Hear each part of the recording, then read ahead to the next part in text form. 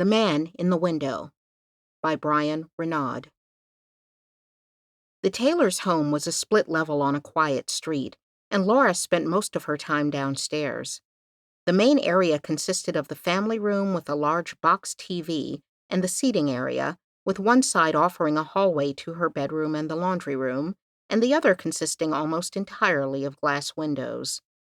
The view was mostly of the trees leading into a forest preserve, and she loved the way the light filled the room during the day. She only wished they'd gotten around to putting up blinds for the nighttime. Laura wasn't one to scare easily, but there was always a noticeable shift when the daylight disappeared and the glass windows became a black wall. Even the dim light of a lamp and the TV's glow were enough to obscure the view on the other side. But she'd gotten used to it over time, and occasionally she was able to sneak out through the sliding doors without her parents noticing. At least, they never said anything if they had. It was a stormy night, and Laura was drinking popcorn from the bag while her family attended some event without her. She watched a terribly edited broadcast of an old horror movie and enjoyed the sounds of the rain. Just in case the power went out, she lit a candle next to her and pulled the corded phone from the wall to the side table. She began to drift to sleep and turned off the small lamp before sinking deep into her favorite chair. Just before she'd let her eyelids fall completely, lightning struck and the yard was filled with light. Laura froze in terror as the thunder followed, but it wasn't the low rumble that gave her chills. Now she looked again to the black wall of glass before her. But moments ago, she swore she saw someone there. She began to reach for the phone, but strained her eyes again on the spot outside. She hated the thought that she was on full display for whatever could be out there, but still she leaned forward, squinting, focusing, waiting for any noticeable movement. A fresh bolt of lightning hit close, and this time there was no mistake. A tall, hooded man stood directly on the other side of the glass, a stained ski mask on his face.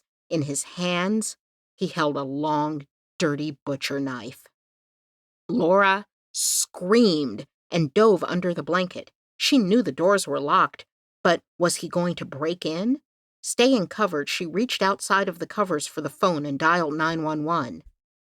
She whispered that a man was watching her from the backyard and that she was too scared to move.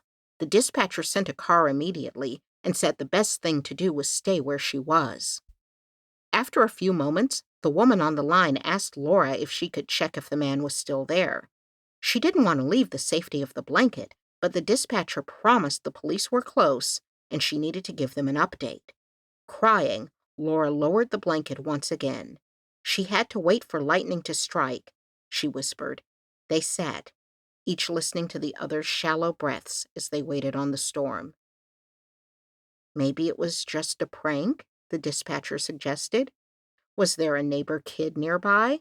There was probably nothing to worry about. But the latest flash of lightning revealed the man once again, and Laura yelped in terror. As she pulled the blanket back over herself, the phone cord tangled with the candle, knocking it to the floor. Wax splattered everywhere, and the flame went out.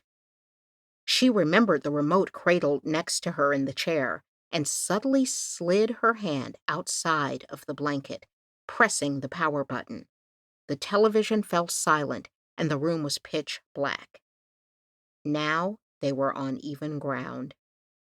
Slowly, she lowered the blanket from her hairline, past her eyebrows, stopping at her nose. Now the entire yard was clear enough to see, and without a doubt, there was nobody there.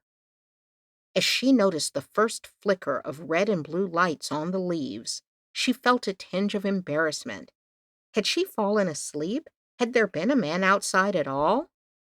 There were voices along the side of the house, followed by flashlights zigzagging on the grass, and Laura finally let the blanket fall as two police officers came into view. They shined their lights around, saying something into their radio, then through the windows, finding Laura. One officer spoke into the radio as Laura thanked the dispatcher and hung up.